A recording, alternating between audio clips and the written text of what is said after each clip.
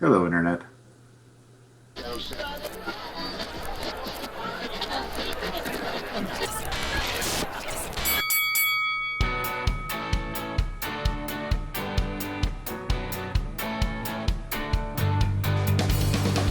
It's Thursday, January 16th, 2014. I'm Jimmy Principe. I'm Sydney Foster. And I'm Trey Comstock. Put in your final orders because this is Tech's Last Call, episode 59. Your last call for Tech News of the Week tonight. Jimmy just Googled from his nest. Sydney takes her Sim City offline. And I use the NSA to unhack net neutrality. But we start tonight with the latest from the U.S. Court of Appeals and net neutrality. So, the U.S. Court of Appeals in Washington, D.C. has struck down the Federal Communication Commission's, better known as the FCC's, Open Internet Act. That prevented ISPs from charging content providers for preferential access. Essentially, this is the act that the FCC uses to enforce net neutrality.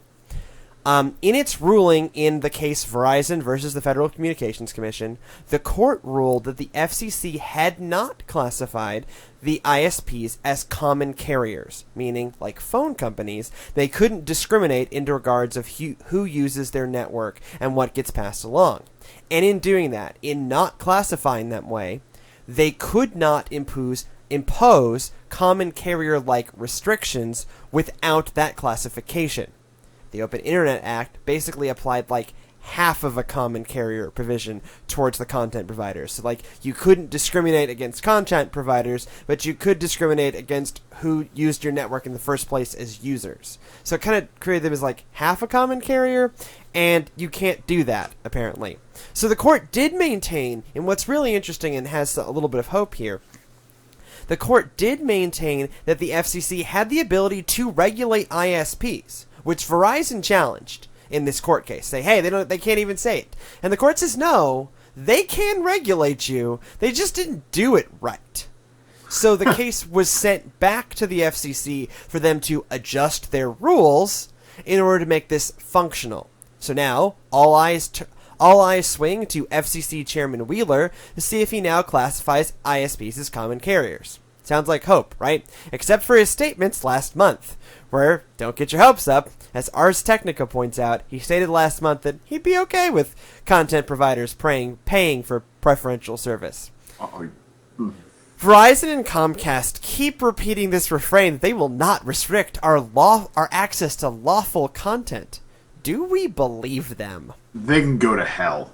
Yes. That is straight up how I feel about that. Because it's not actually my access to lawful... Okay, so I don't pirate things now. Yeah, neither do I. That's... Yes. So my access to quote-unquote lawful content has nothing to do with piracy. What I'm actually concerned about is people like Netflix and Google and the actual, content that I'm trying to use the internet to get to being restricted in whatever way they feel like, because Comcast owns this TV company now NBC called NBC. So the Comcast thing's a little complicated. So the Verizon owns Redbox. Right.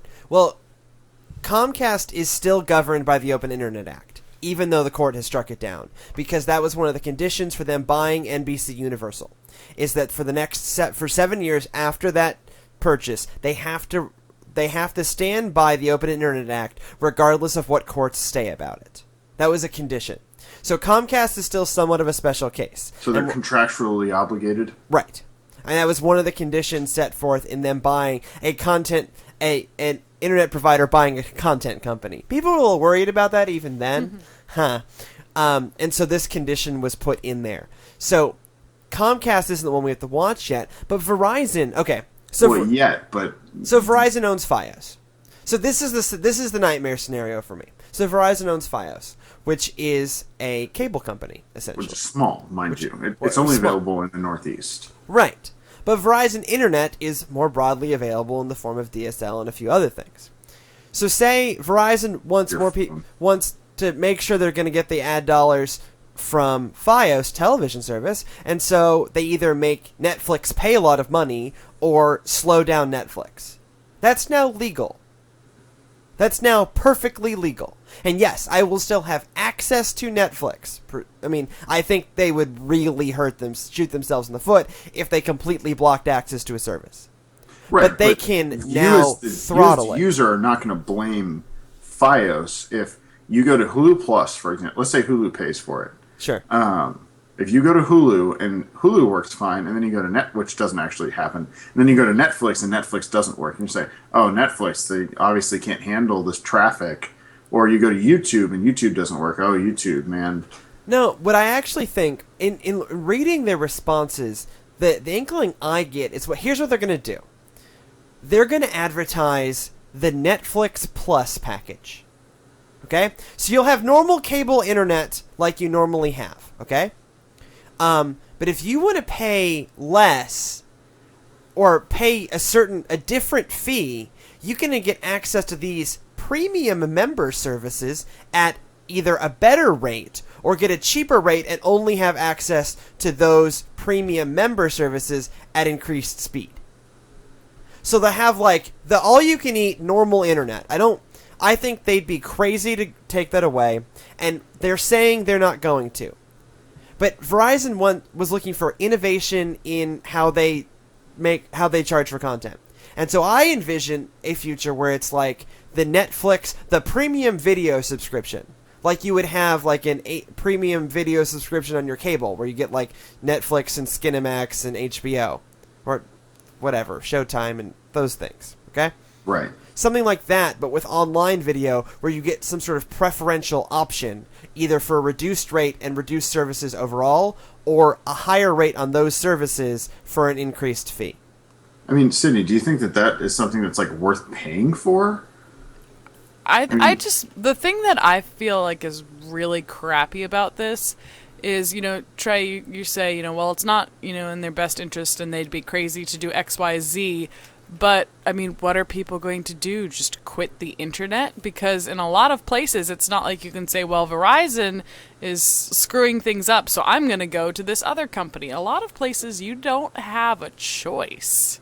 It's this company or no internet. Well, especially sure. Apartment complexes and our house pre-planned communities. Yeah, and our house out in the country. I mean, yeah.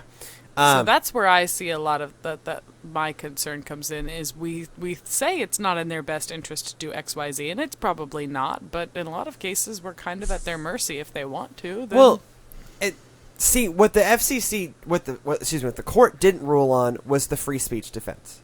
And because they said that the regulation was so piss poor that it needs to be a common carrier if you're going to treat them this way, we're not even going to talk about the free speech issue. Because that's one of the arguments that was raised, that this kind of content restriction stuff, it becomes a free speech issue. And I think if Verizon, and one of the dissenting opinion was like, hey, they haven't done anything bad yet. That's a stupid argument. But I think if they start to really go bananas on this content restriction stuff, people are going to notice, and they are going to start getting regulated. Especially because now it is clear that the FCC has the right to regulate, or has the ability to regulate these people. They can be declared a common carrier at any moment. So that's what was going to be my next question, because you've done more research on this than I have. How difficult is it for them to become a common carrier? Well, I mean, is this one of those things where the FCC fills out some paperwork and says, okay, cable companies, congratulations, you're out now all common carriers? It may. What I don't know is whether or not it has to clear Congress or not. Yeah, what's the... Because I assume that there has to be some kind of check on that. The way it gets... I mean, no. I mean, they can regulate telecommunications. I think they are, obviously... There's a level of congressional oversight. I don't know the particulars, but it sounds like right now it was up to Janikowski before, and it's up to Winslow now. I can't remember his name. Wheeler. There we go. It's up to Wheeler now, and he can say now they're common carriers. That's what it sounds like in what I've been reading. That is kind of the decision of the FCC, and Comcast and Verizon are using, that would be inappropriate. That would be terrible for innovation. I don't see that, the innovation argument in particular. Actually, I see the reverse. Yes, I'm also curious why the FCC chairman is how did you phrase it? That he would be okay with content providers paying for preferential He service. said that as in a speech. I mean, content providers, that would be Google Right, but that's and the Netflix, but right? that's the issue. That's what's really at risk. It's what's at risk isn't necessarily that you will have to pay more to get these services. What's at risk is that the content providers are going to have to pay more to get preferential pipes to actually be able to stream video. Well, Right, and you say that doesn't mean we have to pay more, but you really don't think they're going to pass that cost along to their customers? It doesn't Right, mean it'll you make having to Netflix pay more more. expensive. It doesn't mean you having to pay more to Verizon. It means that you may have to pay more to, and probably will have to pay more to Netflix. Right. And what's really at risk here, and Tom Merritt pointed this out on Daily Tech News Show, is what's really at risk here is streaming providers. So streaming music providers. Where Like there is Spotify and Pandora. right, because there's absolutely no margin in those businesses already. Oh, they're already screwed. They're already screwed. And I if mean, they Pandora has a shaky, business model as it is. Well, they all get do. more users and they have to pay more money to right, the content. and they all have this problem. And so, excuse me, it wasn't Tom Merritt, it was Mike Elgin on Tech News Today. I apologize. So they already have this super slim margin, and so this could basically eliminate all profits that they have if they have to pay Verizon a special fee in order to make sure that their content gets streamed with a decent bit rate. All right, Comcast and Verizon, I'm telling you this now. If you kill my Pandora, I will hunt you down. Yeah, but your hands are tied. What are you going to use? I mean, Sydney's right, and that's the problem. Right, no, but I'm merely... No, this is a bodily harm threat. This is not a... Well, I mean, I bodily will go harm or not. somewhere else. What This needs is a to pitchfork what needs threat. to happen is they need to be declared common carriers, and it doesn't sound like Wheeler's going to do it. But that's what should have happened. By the way, if my internet drops during this podcast, it's because Comcast was listening. Yeah, yeah. I mean, Comcast is, I think, the hookup for on both ends of this equation. So. They can pull the plug pretty easily. Oh, oops, sorry, I didn't mean to do that. Look, and I pay like $400 a month to telecommunications companies. I feel like they should listen to me. I feel like a shareholder. But speaking of people being shareholders, Google threw some of its money around. Yeah, Google is a big fan of throwing those big numbers around. The search giant has purchased the smart home device maker Nest Labs to the tune of $3.2 billion, or as I like to call it, 3 Instagrams. Nest founder Tony Fadell said that the acquisition Let me try that again. Nest founder Tony Fadell said of the acquisition that it will give Nest the ability to scale without having to worry about infrastructure. And it obviously opens a door for Google into your home, quite literally, which seems to be of concern for some. In an article over at The Verge, Nilay Patel discusses the hesitance and concern of tech writers and consumers alike about the acquisition. The overarching opinion on the matter seems to, on the impartial internet, who's not impartial at all. There's such thing as an impartial internet? Exactly. I have not found that. Who are place these yet. people? Where are they? We see both sides just yell at each other until there's a minute between the two of them. Neither of them are there, but anyways. But the opinion seems to be that Google is either going to integrate Nest in a creepy way into its far-reaching data mining and integration of all of its services, which, they're going to do that. It's gonna be a little cold in your house, and you'll get a Google Now update. You should get a blanket. Is that Chinese food I smell? May I recommend an antacid? Well, and the other concern is that if it does do kind of what they've said, that Nest says that their privacy policy is very strict, that they will only use data that they mine to improve Nest products and not use it for other things. That instead what Google will do is shut Nest down and use the technology and other Google products. Meh. I mean, they haven't done that with Motorola yet. They're not going to necessarily... And the thing is that they say that it'll be somewhere between Motorola, who's like firewalled off from the rest of Google, and YouTube, which is totally integrated. So, Sydney, the real question is, do you think that Nest represents an exciting future for Google? Or is it just the logical transition of a friendly thermostat into the HAL 9000? I, for one, welcome our new robot overlords. I know you do, and we all know that I don't. I'm Okay. so not a fan of robots and things that do. When the robot apocalypse stuff comes, like the Nest thermostat will tell them where you are. and And it if will you're tell cold. them, how well I tolerate cold. I'm just imagining, I notch up my thermostat a few degrees, and I start to get, ads in my Gmail about, Hawaiian vacations and. Would you like to purchase this very nice down comforter or perhaps a coat? You seem to be a little chilly. Yeah, but I don't necessarily. I don't necessarily think that is a future that bothers me. No, I know. Look, I ignore those ads anyways. Right. There are ads on the internet? Yeah. I only click on the ones in the yellow boxes on Google because that's how I give them money. Google, thank you for Google Docs. Google, thank you for Google Docs. You're better than me. Yeah, it's interesting all of the acquisitions that we've seen Google making lately. We've got thermostats and robots now. I feel like there's a possibility for combining those things in a terrifying way. Look, I'm just saying, when the Nest is in heating mode, it's red. Yeah, it's just this red eyeball on, it looks either like the HAL 9000 or GLaDOS from Portal. It's making sure that your eater is maintaining appropriate robot homeostasis, basically. You're integrating eater and Nest. This is a triumph. When your Cake is a lie. When your thermostat starts singing for the people who are still alive, you're in trouble. It sends you alerts to your Google Now that the cake is a lie. The best case scenario, presumably, is that they just leave it alone like they have done Motorola thus far. So you think that that's actually the best case scenario, though? But I don't think that's what happens here. It's a different thing. Yeah, I'm not saying that's what happens. I'm saying okay. That's... Well, best case for what? In the privacy sense, or? Yeah, and I don't know. It's... Google already knows creepy amounts of information about me. I'm not quite sure how much more they're going to find out about me, other than what temperature I like my thermostat set at.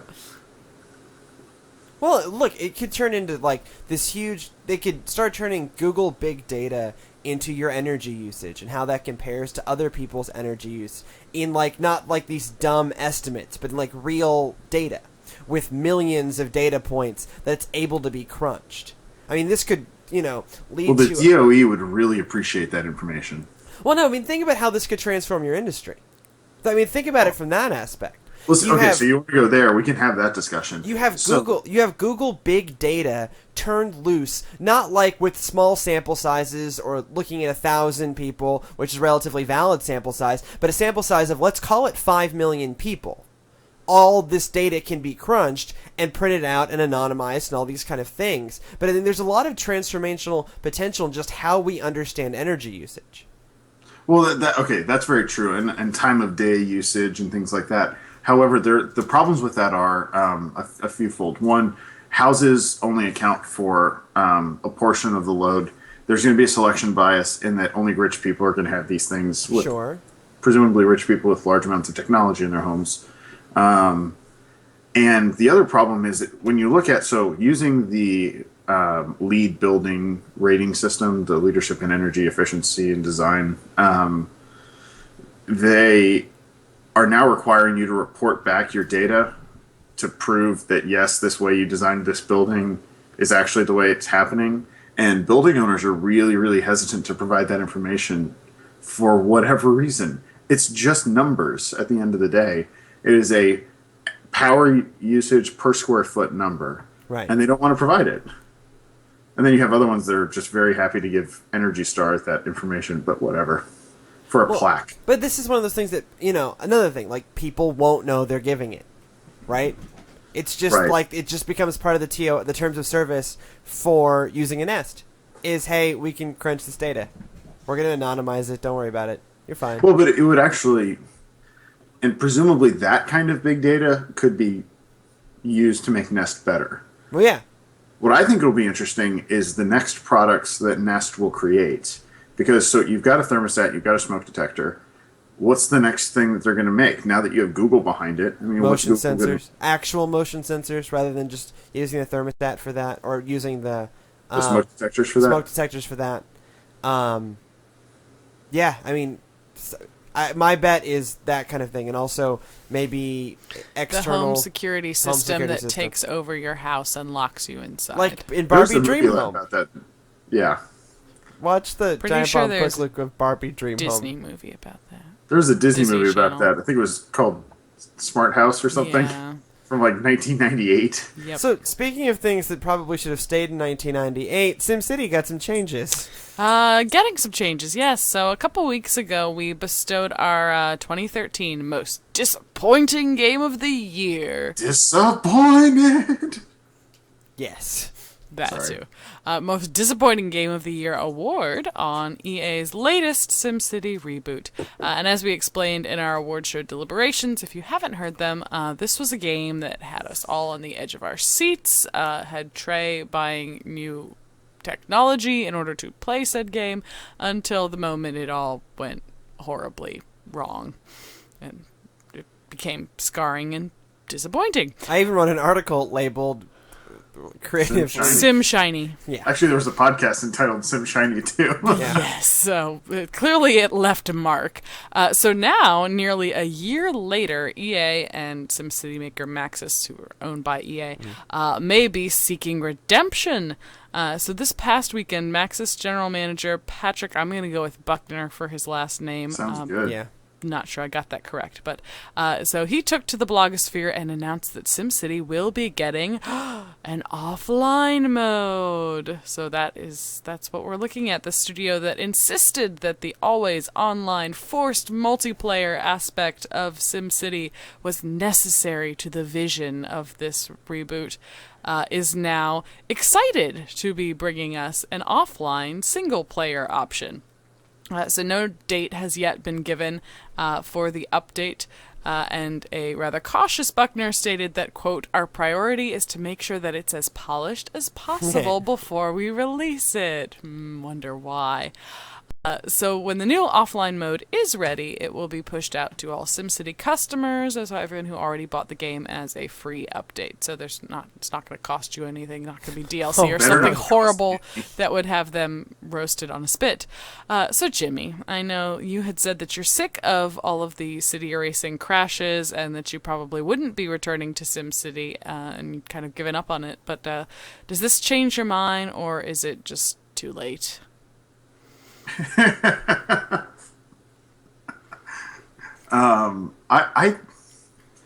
Okay, so the problem is that I don't think they're going to fix the fundamental problem with SimCity, and Trey will agree with me here, that the cities are so freaking tiny that you can't actually do anything in them. And so, whereas in previous versions of SimCity, like SimCity 2000, which I spent large amounts of time in, you could, build your city gigantically and then unleash a monster on it and destroy it. And it was glorious fun.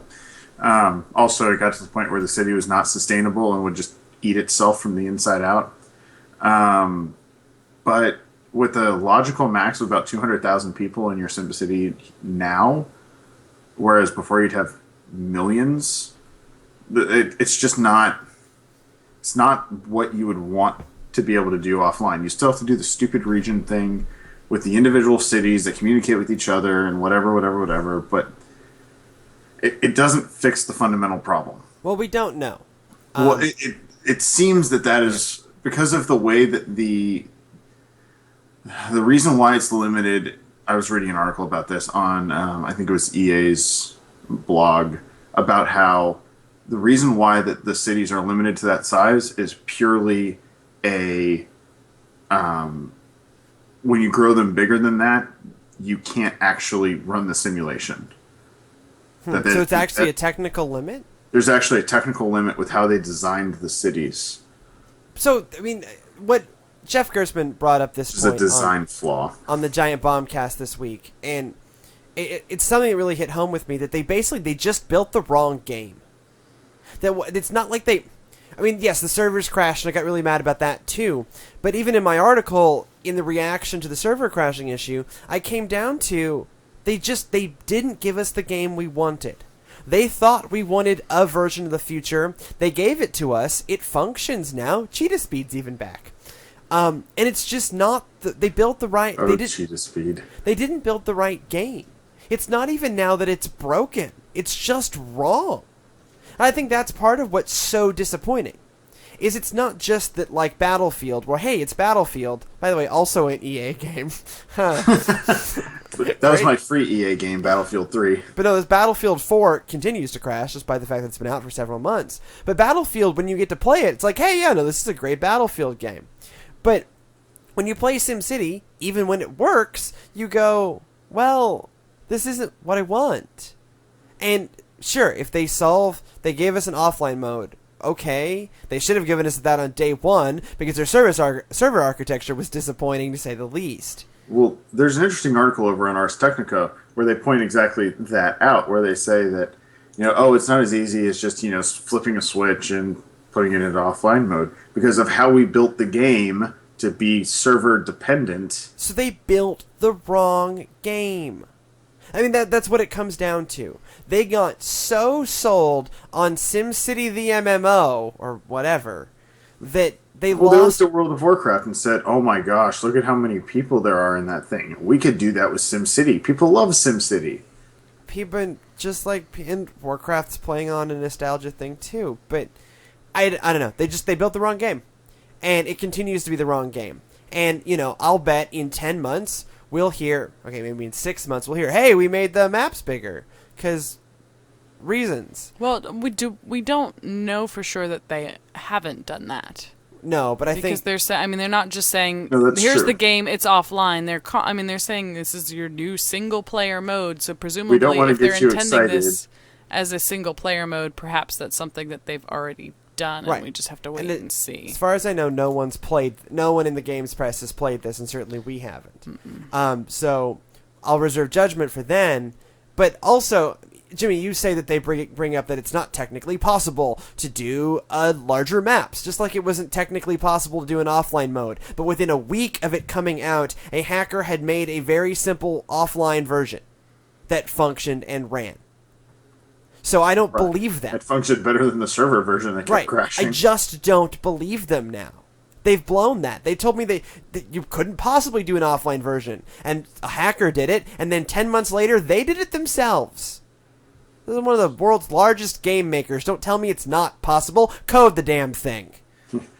Just explain to me why you didn't do it that way in the first place. Well, they didn't do it. You obviously made a choice. They made a choice. Yeah. They made the wrong one. Really... They just need to, attach a lead weight to the bottom of this SimCity and throw it down into Rapture and, Also an EA property. Actually, I think that is an EA property. I don't think so. I don't think Irrational Games is owned by EA. I think it is. I don't think so. Okay. Fact check. I think Irrational Games is owned by Electronic Arts. I've been wrong before, and I know they're not. I don't think it is. I know they're not owned by Activision. Would you want to take a bet on this? If Irrational Games is owned by Electronic Take-Two Arts. Interactive. Take-Two, okay. I knew it was part of a family. So I had the wrong family. Take-Two Interactive. Same people that own Rockstar, who made GTA. One of our top 5, actually 2 of our top 5 games of the year were Take-Two. Suck it. Anyways. So, speaking of suck it, the NSA...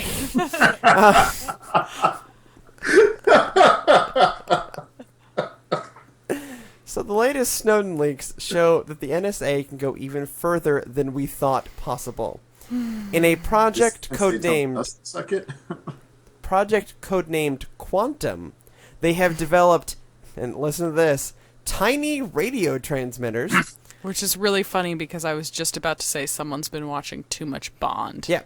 Tiny radio transmitters that can be hidden or attached to target computers by either spies breaking into a facility, like in Bond, or manufacturers, like hardware people that are on the take from the NSA, or inadvertent employees using a social engineering hack. Okay, so these tiny radio transmitters, which can take the form of USB cables, USB keys, circuit boards, whatever. Okay, so once they're hidden or attached to a target computer, they can either install malware or transmit data from that computer. And this is for computers that are not attached to the internet. These transmitters can send information to a briefcase-sized transceiver that is up to 8 miles away. Wow. According we to need a to get that technology in phones. Fascinating. According to a leaked NSA map, this technology has been used against the Chinese army, the European Union, our allies Pakistan, and our ally Saudi Arabia. There is no indication at this time that this has been used domestically. I want to make that clear. Right, uh-huh.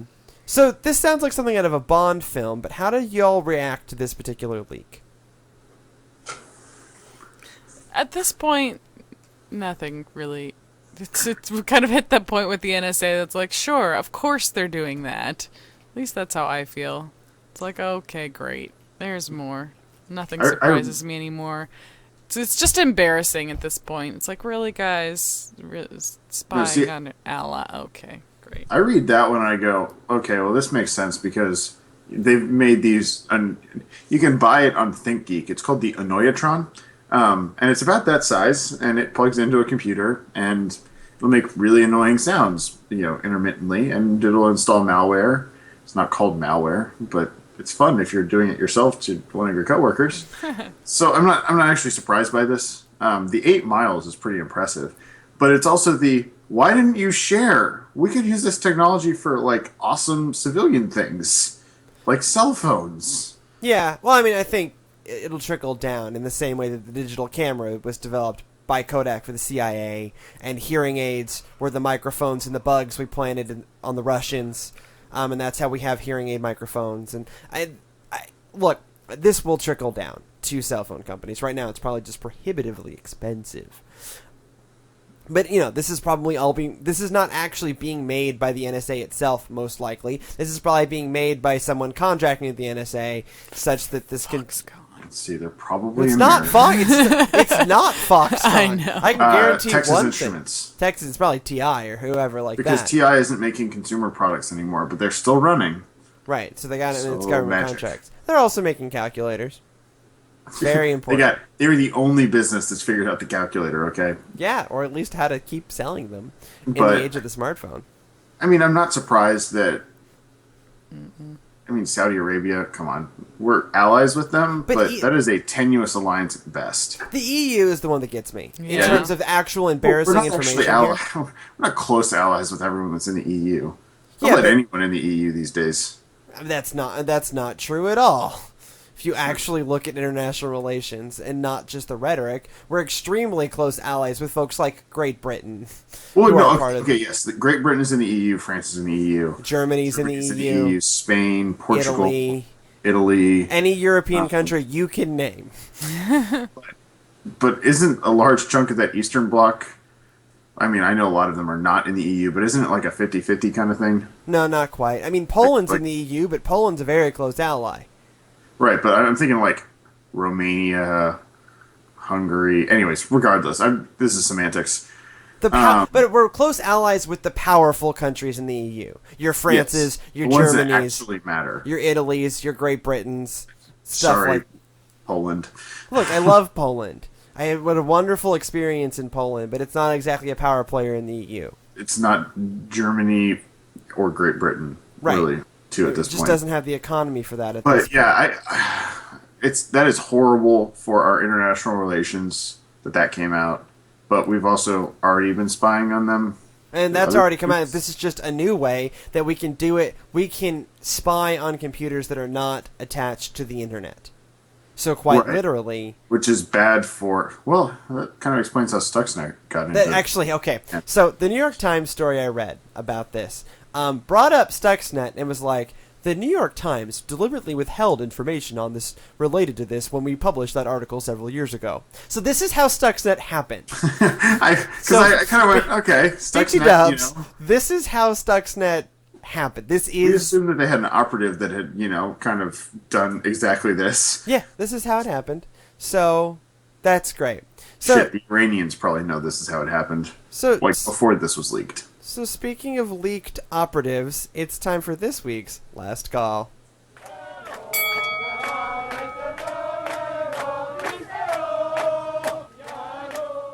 before we do last call, did you want to mention the yeah, tomorrow? Thank you about that. So, it kind of a follow up to what we were just talking about with the NSA.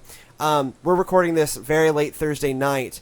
Coming up tomorrow on Friday, President Obama will be is scheduled to release there was that panel a few weeks ago that talked about, hey, President Obama, you should do these things about internet spying.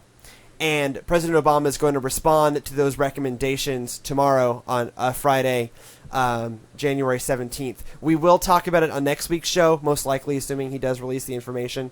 But we'll also try to post something about it on either the Facebook or on the site. To kind of interpret what it means. But just this will probably get published on Friday morning sometime. But just know that we are recording this Thursday night before that information has come out. And if you're listening to the show and wondering why we didn't talk about it, that's why. And hey, y'all should read that. And anyway, so now back to our last call. Okay, so have you ever wondered what famous people keep on their phones? No.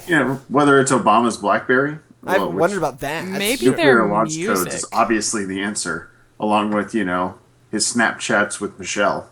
Yes. He's a good-looking man. Bill Gates' Windows phone, because let's be serious, that's probably what he uses. It is actually what he uses. You could be assured that it would be very interesting. Well, this week, San Francisco police will get to answer the question for Justin Bieber after confiscating his precious iPhone. Apparently, Bieber was accused of egging on. The best part. I can't say this. Was accused of egging on people to egg his neighbor's house. Now, that egging reportedly cost $20,000 in damage. How which is pretty old freaking is he? impressive. 20? Not very old. Forever. Right. Oh gosh. So, what could the phone contain? Well, Teenagers. Christmas chick over at the Technically Incorrect blog on CNET speculates that it could be lewd pictures sent to Taylor Swift or references to potentially illegal substances, which Justin Bieber kind of indicated was a concern of his in text messages. Either way, as he summarizes at the end of his article, meanwhile, this is quote, meanwhile, the gross national product suffers. Yeah, because we're all reading this and not doing real work. Well, and the San Francisco PD is, the comment before that was, they have a crack team trying to unlock Justin Bieber's phone. Here's what I have to say about Justin Bieber. And I'm going to issue my definitive statement on Justin Bieber. Uh-oh. To stand for all time. Stand for all time. I bet it is the most boring phone in the world. I bet it is just narcissistic selfies and text with would-be cool people. He wants to pretend like he's a thug. He wants to pretend like he's big druggy. He's like the rap stars in the mid-90s, except he's more of a wannabe than ever. And so I bet it is totally boring, and that he leaked I'm worried about all the drug stuff I talked about, because then to make himself sound cool, because he had drug stuff on his phone. I bet there isn't Jack on there. I bet it is just boring, narcissistic BS. Who cares? This is hysterical. Also, I hope he egged his neighbor's house, though. That would be good. I hope this results in a harassment charge. I would love for Justin Bieber to go to jail like Martha Stewart. At least Martha Stewart did white-collar crime. And on that note, it's probably time to end. Mean cake. It's also like Justin Bieber. She occasionally will. I don't watch a lot of Martha Stewart, but occasionally, apparently, she just references the penitentiary she was in as if it was some spa she went at. I learned this in and talks about anyways. I've seen The Wolf of Wall Street. That's basically how it's supposed to work. Right. Well, I forgot I was rich. So this was our first go on the new format. So a slightly shorter show covering fewer stories, a little more in depth.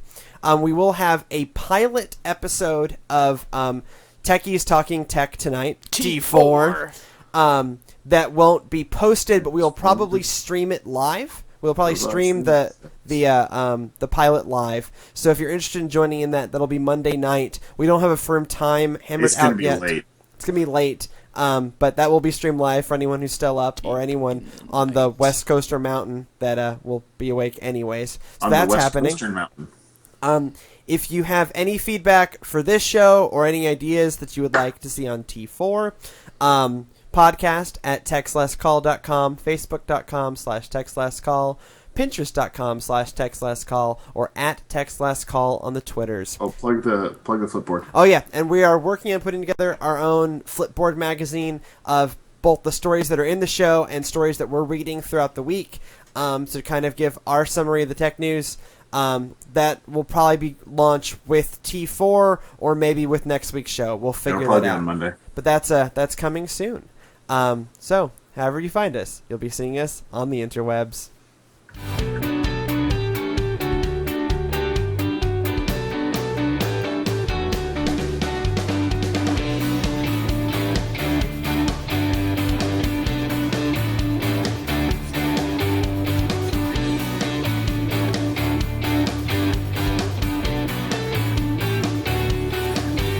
Ha ha.